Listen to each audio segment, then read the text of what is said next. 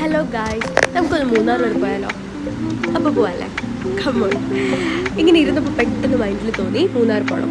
ഈ വർക്കൊക്കെ ചെയ്തിട്ട് ഇങ്ങനെ ഭ്രാന്ത് പിടിച്ചിരിക്കുകയല്ലേ, ഒരു റിലാക്സേഷൻ വേണ്ടേ ഫോർ എ ചേഞ്ചിന്. സോ നമ്മൾ മൂന്നാറിലേക്ക് പോവാണ്. അവിടെ കുറച്ച് പച്ചപ്പ്, ആ എൻട്രിയിൽ തന്നെയുള്ള പച്ചപ്പും ഭംഗിയൊക്കെ കണ്ടപ്പോഴത്തേക്കും കുറേ ടെൻഷൻസ് പോയി, കംപ്ലീറ്റ് അവോയ്ഡ്. പിന്നെ നമ്മൾ ഇപ്പം നിങ്ങൾ ഈ കാണുന്ന 2 മണിക്കുള്ള കാഴ്ച കേട്ടോ. സോ എന്ത് ഭംഗിയാണ് നോക്കിയേ, ഒരു ഭയങ്കര റിലാക്സേഷനാണ്. എനിക്ക് ശരിക്കും മൂന്നാറിൻ്റെ സെൻട്രൽ എത്തുന്നതിലും ഏറ്റവും റിലാക്സേഷൻ തോന്നുക ആ പോകുന്ന വഴിയിൽ ഇറങ്ങി നിന്നുള്ള റിലാക്സേഷൻ കേട്ടോ. നിങ്ങൾക്ക് അങ്ങനെയാണോ എന്ന് എനിക്കറിയില്ല. ഇവിടെ ഇറങ്ങി കാഴ്ചയൊക്കെ കണ്ട് കുറച്ചുകൂടി ഫ്രണ്ടിലേക്ക് എത്തിയപ്പോഴാണ് കിട്ടില്ല വ്യൂ കാറിനുള്ളിലിരുന്ന് കാണാൻ പറ്റുക. ഒന്നും പറയുന്നില്ല, കോട ഇറങ്ങി തുടങ്ങി. നല്ല ആംബിയൻസ് ആണ്. ഒരു 3:30-4 ഒക്കെ ആയപ്പോഴത്തേക്ക് തന്നെ ഭയങ്കര കോടയായി തുടങ്ങി. പിന്നെ നല്ല വ്യൂ, നല്ല ക്ലിയർ റോഡ്, ഡ്രൈവ് ചെയ്യാൻ നല്ല സുഖമാണ്. സോ നല്ല രസമുണ്ട്. നല്ല ട്രാക്കിലൂടെ ഇങ്ങനെ ഒറ്റ ട്രാക്കിൽ പോകാൻ പറ്റുന്ന റോഡ്. പിന്നെ വലിയ തിരക്കുമില്ല. നമ്മൾ പോയതൊരു വലിയ തിരക്കൊന്നും ഇല്ലാത്തൊരു ടൈമിലാണ് കേട്ടോ. വലിയ തിരക്കോ അങ്ങനെ വലിയ ബുക്കിങ്സോ ഒന്നും ഇല്ലാത്തൊരു നോർമൽ ടൈമിലാണ് നമ്മൾ പോയത്.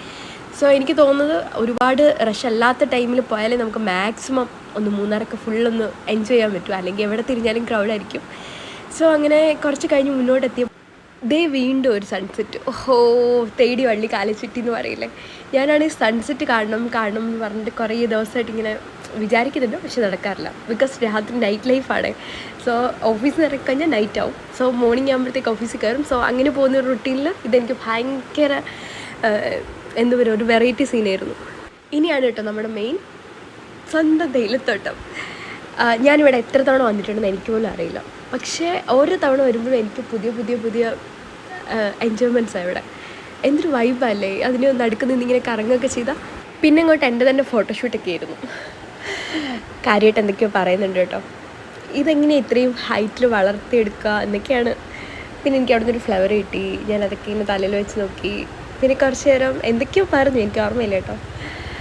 പിന്നെ ഫ്രണ്ട്സ് എടുത്ത് പോയതുകൊണ്ട് കുറേ വൈബ് പിടിക്കാൻ പറ്റി. ഇപ്പോഴും നമ്മൾ നമ്മുടെ ഡെസ്റ്റിനേഷൻ എത്തിയിട്ടില്ല. സോ വീണ്ടും അവിടെ നമ്മൾ വണ്ടി എടുത്തു. കുറച്ച് ഫ്രണ്ടിലെത്തിയപ്പോൾ പോകുന്നു നമ്മുടെ സ്വന്തം KSRTC. എന്ത് ഭംഗിയല്ലേ കാണാൻ. ആ വളവൊക്കെ എടുക്കുന്നത് കാണുമ്പോൾ ഞാൻ കുറേ നേരം നോക്കിയിരുന്നു. കുറേ നേരം കഴിഞ്ഞിട്ടാണ് ഞാൻ ഈ വീഡിയോ എടുക്കുന്നത്.